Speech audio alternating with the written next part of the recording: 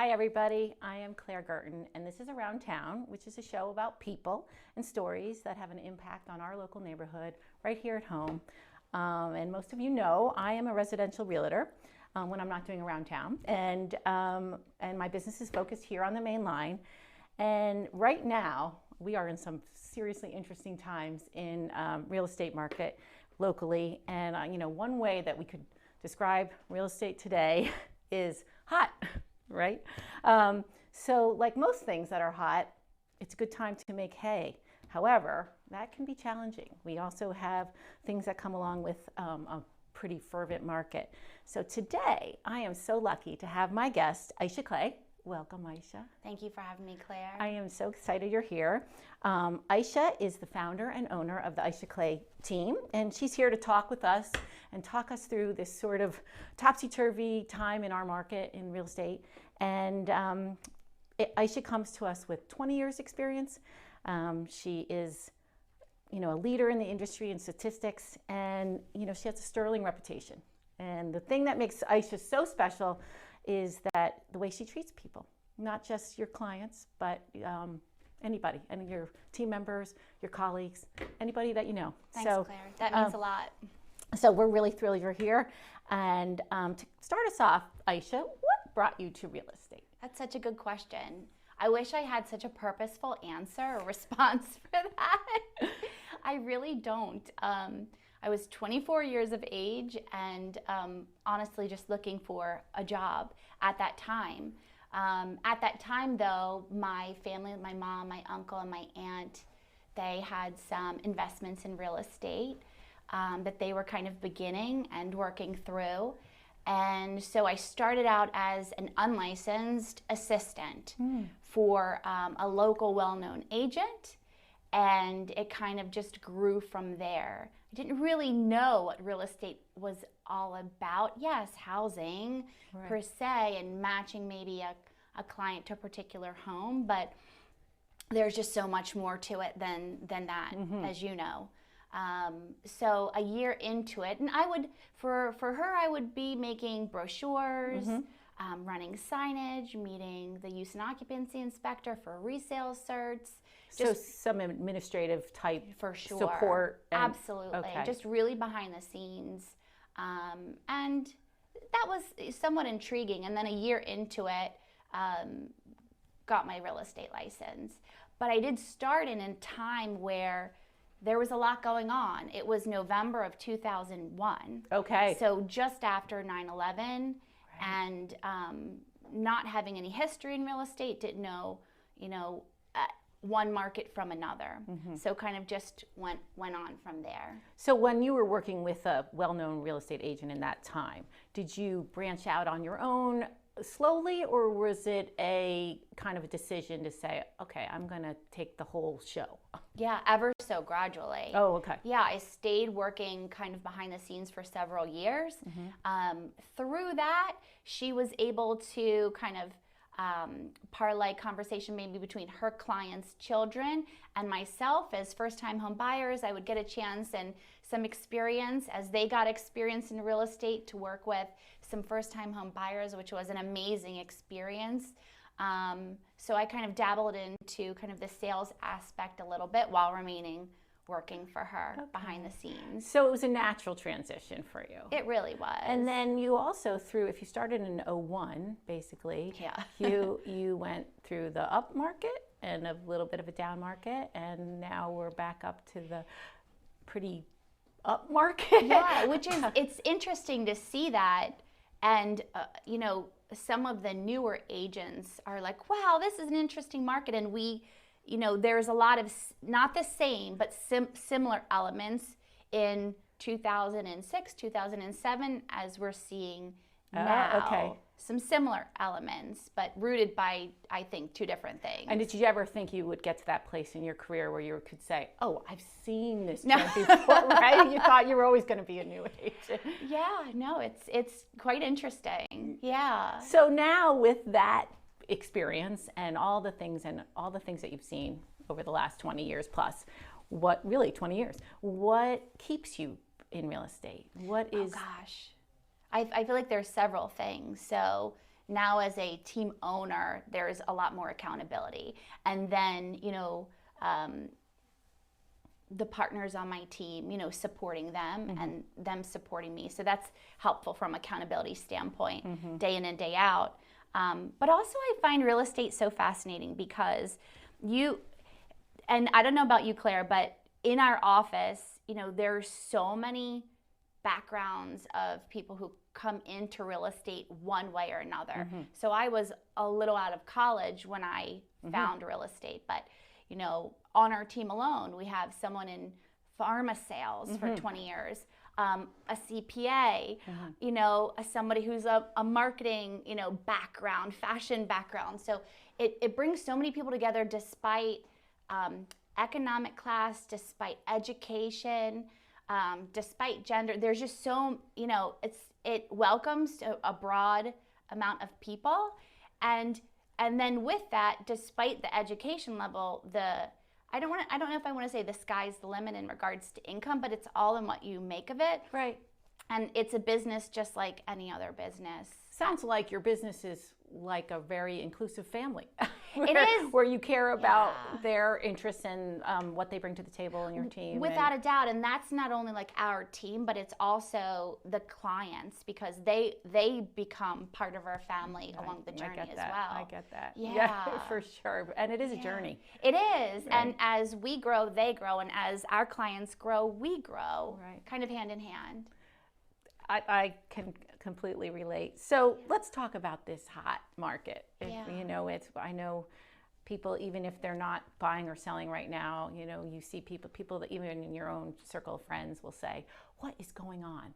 So what is going on? Yeah. Oh my gosh. I feel like right now, the market before COVID, it was, if my memory serves me right, still more of a seller's market. Rates were still, I would say, pretty historically low before COVID happened to the United States. But throughout the pandemic, initially I had no idea what was happening. I was just like interpreting and trying to compute all the information that was coming with what the government was telling us we could or couldn't do, and it was a lot to digest. And then, kind of as the months progressed, maybe later in the year last year, it was really interesting to see kind of what COVID has done to kind of our society and pushed people to work from home. And fortunately, a lot of people, in some sectors could work from home and keep their jobs, which was huge. But that work from home and school from home created a dynamic at home where people didn't really budget for that space. Right. So they didn't really have any space in the home to really accommodate for desks and computers and quiet space. And so it's interesting to see kind of organically the rise of maybe slightly larger spaces interior, and then not being able to have many things open to go to have fun, and then the growth of kind of the exterior space of the property or the home. Especially with outside dining and porching and things that... Exactly. So you feel like that pushed a little bit of buyers to look for a different situation? I do. I think we'll find people upsizing in this market mainly. Looking for that interior space that accommodates their family dynamic right now, because some people, it's not short term, this might be the long term for them, whether it's school or work. And then exterior, people doing fire pits, people wanting in-ground pools. Before, pools were really more of a wash, right? From value-wise, and some people thought it was more of a risk, and now, the pools were of good value because you could have that self-entertainment at home without worrying about the virus. Also, like another dynamic is kind of like the city centers being so dense, and with that density, I think people were concerned with COVID.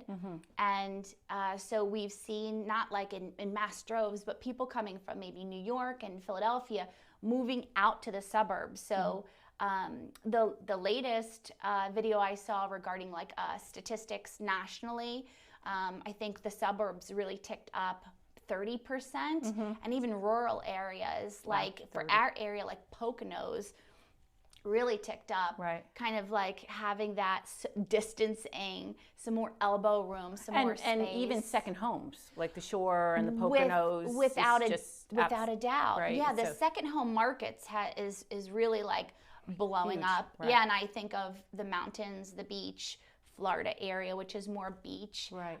But yeah, with people being able to work from home. So it's this whole interesting dynamic. So you have some people who are upsizing, some people who I've worked with over the summer who like, well, now that we can work from home, we don't need to be tied to be so close to our place of business. Let's go to the beach. Let's move to Florida or closer to their family, wherever that might be around the United States.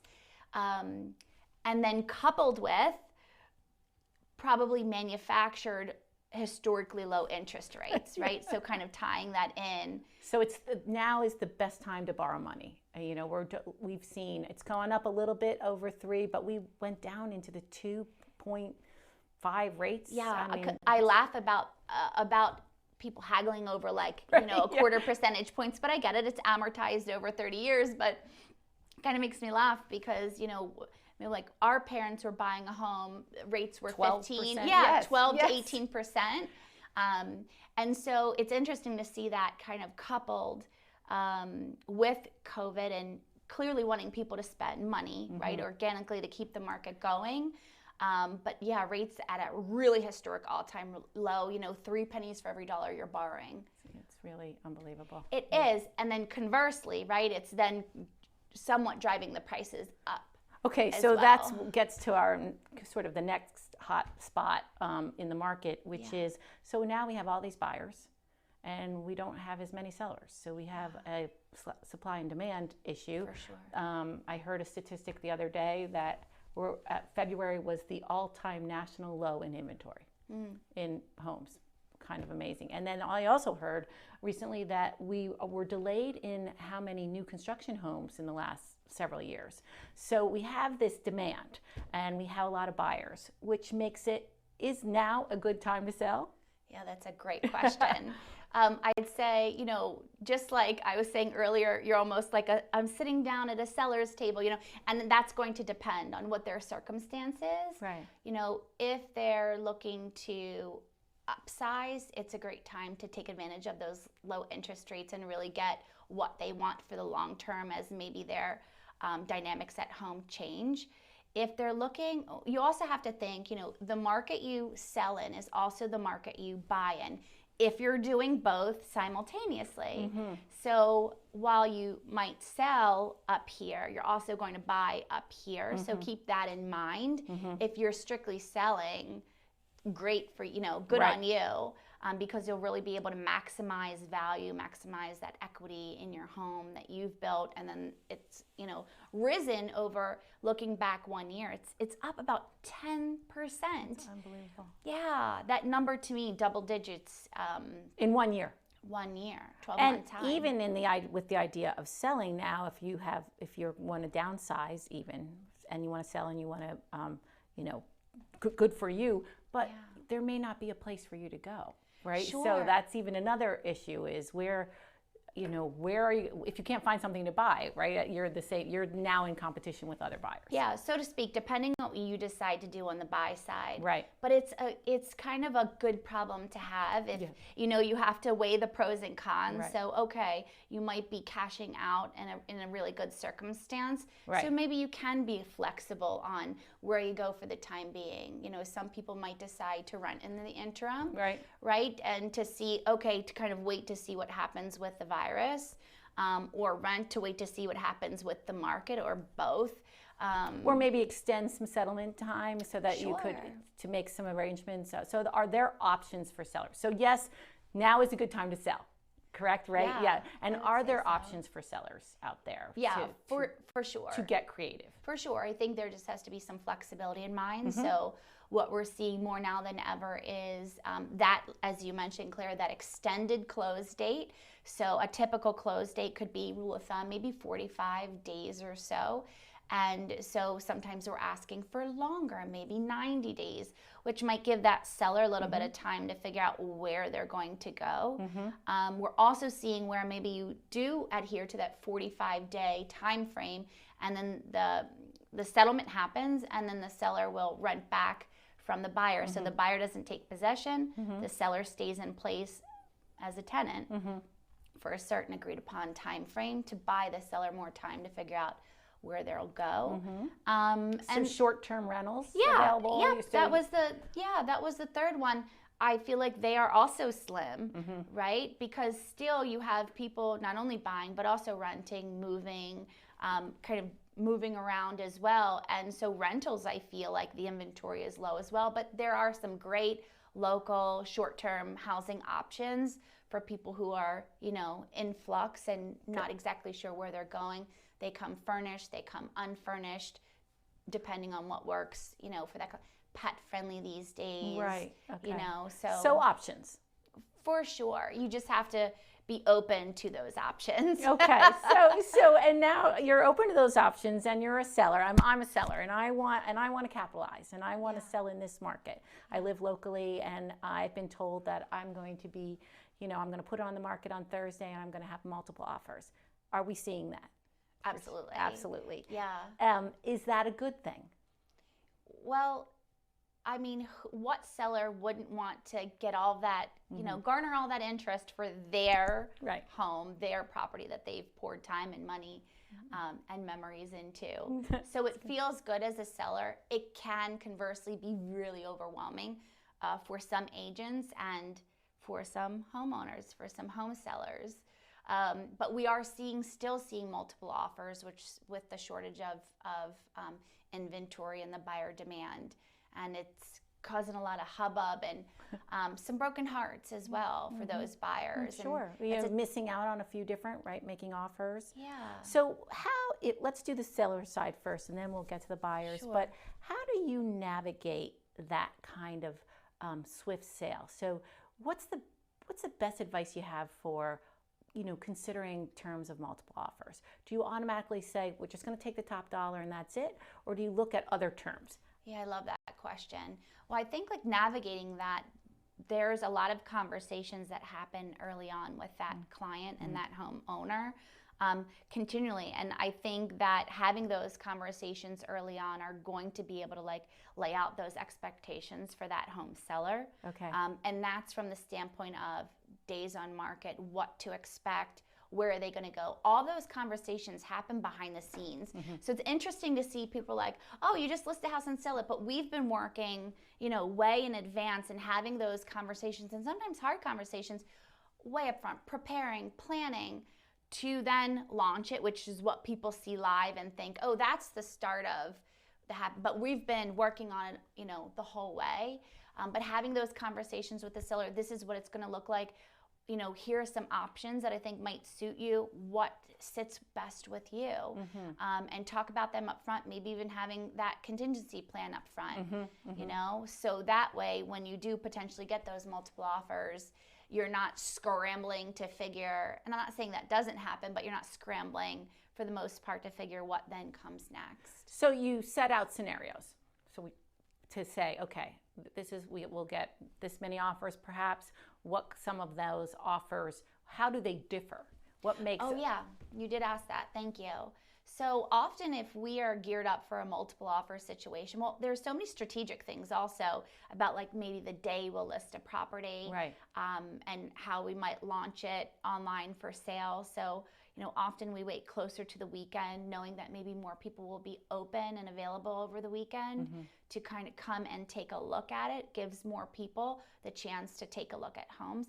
I find that that's what most sellers like, but not all. It depends on their situation versus taking the first offer that might come in.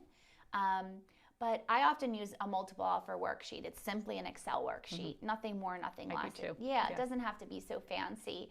But it really helps take those offers from, 25 documents or something, condensed to all the high points, which are the terms of the offer, and helps the seller look at them apples to apples comparison. Also helps you as the agent apples to apples comparison.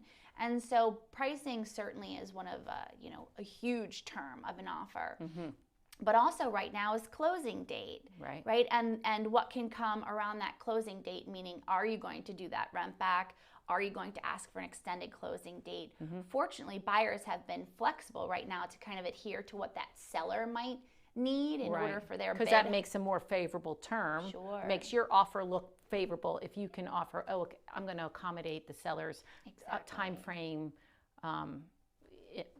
settlement date, all kinds of, besides just the bottom line. Yeah.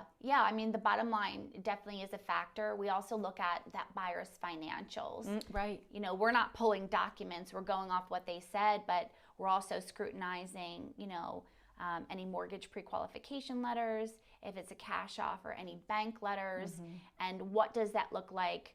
Are they using all the money they have? Do they still have a nest egg? Looking for the most financially qualified buyer as well, because that reduces risk over time. That reduces risk of a fall through potentially. Actually, you bring up a great point. When you were applying to colleges, and it came up where not every college is a good match for every person, right? So not every buyer is a good match for a sale of a house. Correct? Yeah. So you wouldn't want a buyer to get into something over their head. So when you're looking at multiple offers, you'd want a buyer that would feel comfortable in that house. And with this sort of elevated pace, maybe buyers could use some counseling on that. Especially if you're going to buy high and be a little bit house poor. I mean, I think I offer, now we can talk about buyers, because they're really, you said broken hearts. Yes. Right? Is that it's a very topsy-turvy time to be a buyer, right? And some challenging and some unknowns. Yeah, some unknowns. I also say, it's not impossible to be a buyer by any means. It just comes with its set of challenges. Okay, so speak to me about the best way to, get over those challenges.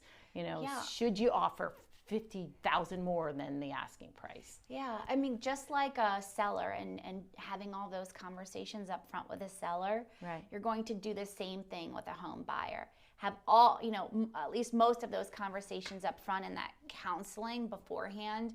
We call it, home buying consultation. We speak about like needs and wants in a home.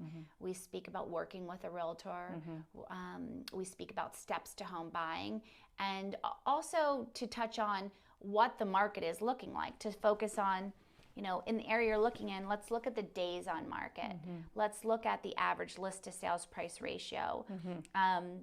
Let's look at, if it's in a community, the average sales price. And right now, that average sales price, you can use that as a basis,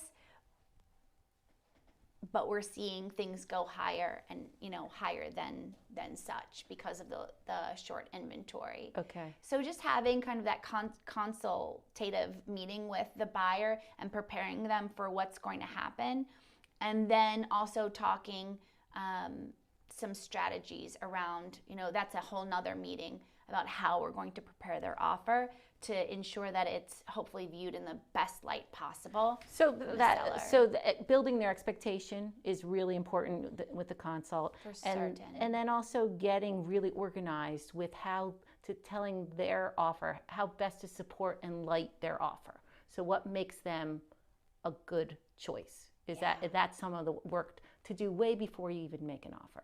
For sure. Just kind of preparing them what they're going to need to come to the table with. Right. And for some people, that's going to be a really big challenge. They're going to say, I need to pay what for what? Right. I need to, that's not what we do in our culture. That's not what my parents have taught me. Right. So it brings a lot of like deep-rooted conversations from maybe their past. Like, that's not what we traditionally do. I've never had to do that before. And maybe they've never purchased in a market. And so some people are choosing to maybe stay on the sidelines, and that's okay. And then some people are going to say, yeah, I'm ready to do this. And other people are like, yeah, let's go. We have to do this. And then in missed offers, if you don't get chosen, it actually serves as some practice. For sure. So that you could, then the next one, you can feel a little bit more comfortable with what you're offering. For certain. Do you agree with that? Yeah, it definitely gets maybe a home buyer, if they haven't, sold or purchased in a while, it definitely gets their feet wet a little bit. Right. But, the conversations we might be having is strategizing around price point and maybe what the comparables have settled for, and maybe where they might need to bid, Right. deposit monies, timing of closing, a potential rent back. And also something I missed in regards to like looking at apples to apples with a home seller is the appraisal. So, right, if the buyer is getting a mortgage, and the comps, the comparable home sales are down here, the buyer is bidding up here, and the seller's accepting it up here, what is that going to do for the appraisal? And for mortgages, you need to have an appraisal to get at certain mortgages. For correct? sure. We've Right. seen a couple waived this year. But I think that is due to the buyer's qualifications and probably as well as the property's qualifications. But more often, the appraisal is still happening in person. So that's another piece that we have to prepare buyers and sellers for and coach around that as well. Okay, so guess what? I could talk to you for another half hour. Ditto. And we didn't even touch on half of the things that I would love to talk. So I'm going to have you back. It would be my pleasure. But I'm so glad that we at least got to talk a little bit about sellers, a little bit about buyers, and that it is a doable on both sides. It shouldn't be a scary time. It's actually a really good time for both. And that we can, with professionals like yourself, get people to the table on both sides. So for certain. I so appreciate you taking the time to kind of go through some of this with me. My pleasure. Because I know it's on a lot of people's minds. And you'll come back, right? And I would love to. We can talk about, inspections and appraisals and things that we need to do. Really so, dive deep. Yeah, dive deep. Yeah. So for now, thank you again. And Thanks for having yeah, me. we'll see you soon. Yeah, thanks, Claire. Thanks, everybody.